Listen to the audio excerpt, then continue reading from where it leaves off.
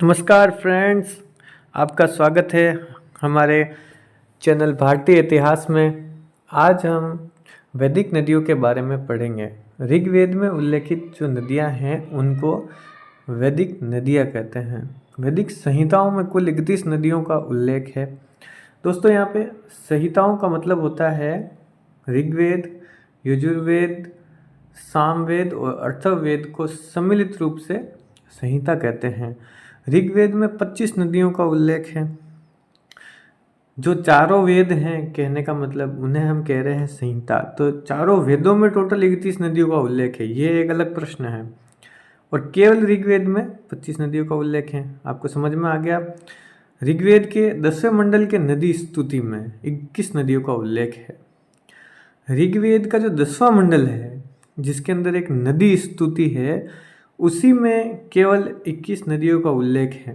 ये तीनों ही क्वेश्चन अलग अलग पूछे जाते हैं कि टोटल। ठीक है मेरे दोस्तों, अब आपको याद हो गया कि टोटल कितनी नदियों का उल्लेख है। 31, चारों वेदों को मिला करके। ऋग्वेद में है 25, 10वें अध्याय में है, नदी वाले पाठ में है 21। पहली कौन सी नदी है जिसका उल्लेख है? गंगा। और सबसे लास्ट वाली कौन सी है? गोमड़।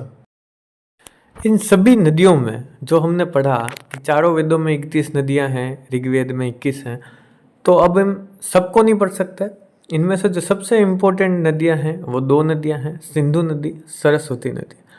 पहली नदी सिंधु, जिसको हिरण्य भी कहते हैं। क्या कहते हैं? हिरण्य। ऋग्वैदिक काल की सबसे महत्वपूर्ण नदी है। ये इसका नाम याद रखना है दोस्तों। कोई पूछ ले कि हिरण्य नदी किसको कहते हैं, तो सिंधु नदी को कहते हैं। दूसरी सबसे महत्वपूर्ण है सरस्वती। ये अत्यधिक पूजनीय नदी है। कौन सी? सरस्वती नदी। ये जो नदी है सरस्वती नदी, सबसे पूजनीय नदी, दूसरी सबसे महत्वपूर्ण नदी। इसका प्रवाह क्षेत्र कहलाता है देवकृत योनि, ऐसा ऋग्वेद में लिखा हुआ है। इसकी सहायक नदियाँ दो हैं, धृष्टति और अपाया। कौन सी? धृष्टति और अपाया। ऋग्वैदिक काल की दूसरी सर्वाधिक महत्वपूर्ण नदी कौन सी है? सरस्वती नदी। ये हम याद कर चुके हैं। नदी तमा, नदियों में प्रमुख। माते तमा, देवी तमे, अम्बी तमे कहा गया है। किसको? सरस्वती नदी को। ये इसके उपनाम हैं जो अपने को याद करने हैं। ऋग्वेद की सबसे पवित्र नदी कौन सी है? सरस्वती नदी। अब सिंधु नदी सबसे महत्वपूर्ण है, पर पूजनीय और पवित्र नदी का जो टैग है वो सरस्वती नदी को दिया गया है। जैसे कि गंगा नदी है। अब गंगा नदी का सबसे ज़्यादा पूजा पाठ होता है, लेकिन और भी नदियां हैं, ब्रह्मपुत्र नदी, यमुना नदी, उनका नहीं होता है। वैसे ब्रह्मपुत्र यमुना की जैसे तो है सिंधु नदी, और गंगा की जैसे है सरस्वती नदी। ये नदी दोस्तों वर्तमान समय में लुप्त हो चुकी है। और ये क्यों लुप्त हो चुकी है, इसको हम आगे पढ़ेंगे। सरस्वती नदी का लुप्त होना, आखिर ये लुप्त कैसे हुई? तो ब्राह्मण ग्रंथों में राजस्थान के रेगिस्तान में सरस्वती के लुप्त हो जाने का वर्णन है। ब्राह्मण जो वेदों को पढ़ने में सहायक हैं, ऐतरेय ब्राह्मण हैं, वृहदारण्यक है, उनमें ये लिखा हुआ है कि यह सरस्वती नदी रेगिस्तान में लुप्त हो जाती है। और वर्तमान में भी ऐसे साक्ष्य वैज्ञानिकों को मिल चुके हैं जिनसे यह पता चलता है कि यह वास्तव में रेगिस्तान में लुप्त हुई है। पाकिस्तान में इसे नाड़ा, रैनी, हकड़ा, वहिंदा, इन सब नामों से जाना जाता है। राजस्थान में भी इसे नाली सत्र से जाना जाता है। जब हमको यह प्रश्न पूछा जाता है कि ऋग्वेद में सर्वाधिक उल्लेखित नदी कौन सी है, तो उसका उत्तर हम बताएंगे सिंधु नदी।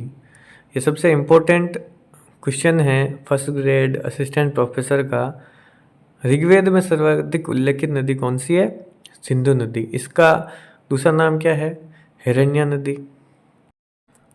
इस चैप्टर का सारांश देखें दोस्तों, कुल जो नदियां हैं वो 31 हैं। संहिता का मतलब क्या होता है? ऋग्वेद, सामवेद, यजुर्वेद और अथर्ववेद को सम्मिलित रूप से संहिता कहते हैं। इन चारों में कितनी है? 31। केवल ऋग्वेद में कितनी है? 21। और सिंधु और सरस्वती सबसे महत्वपूर्ण नदी है। सरस्वती का लुप्त होना इसके अन्य नाम, इनके बारे में भी हमने पढ़ा। सरस्वती कहाँ लुप्त हो गई थी? रेगिस्तान में, ये हमको याद रखना है, राजस्थान के अंदर। और इसके अन्य नाम में हमने देखा सबसे पवित्रतम नदी, दूसरी सबसे महत्वपूर्ण नदी कौन सी है? सरस्वती नदी। आई होप दोस्तों आपको ये चैप्टर पूरा याद हो गया होगा। और ऐसी बहुत सारी वीडियो देखने के लिए आप हमारे चैनल को अभी सब्सक्राइब कर दें। यह channel first grade assistant professor तक के एग्ज़ाम्स के लिए इम्पोर्टेंट है, सारे क्वेश्चंस कवर करता है। हमारी जो प्लेलिस्ट है भारतीय इतिहास की, उसमें फर्स्ट ग्रेड से लगा कर के असिस्टेंट प्रोफेसर तक का मैटर कवर किया गया है। आपको इसमें फ्री ऑफ कॉस्ट सारा कोर्स देखने को मिल जाएगा। इसमें चैप्टर वाइज क्वेश्चन आंसर जो इम्पोर्टेंट हैं, नए क्वेश्चंस मैंने ऐड किए हैं, आप उन्हें जाकर देखें। और जो लोग फर्स्ट ग्रेड असिस्टेंट प्रोफेसर की तैयारी कर रहे हैं वो इस चैनल को सीरियसली लें और अच्छे से देखें। जय हिंद, जय भारत, राम राम।